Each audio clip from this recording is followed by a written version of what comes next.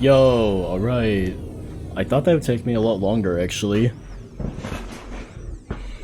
Shit, while I'm at it, I might as well test the frame data of those jumps.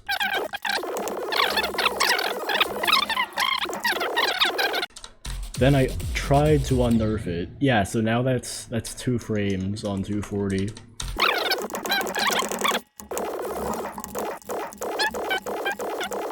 Okay, so that's a respectable 5 frames on 240, aka slightly easier than a 60Hz frame perfect. Interesting.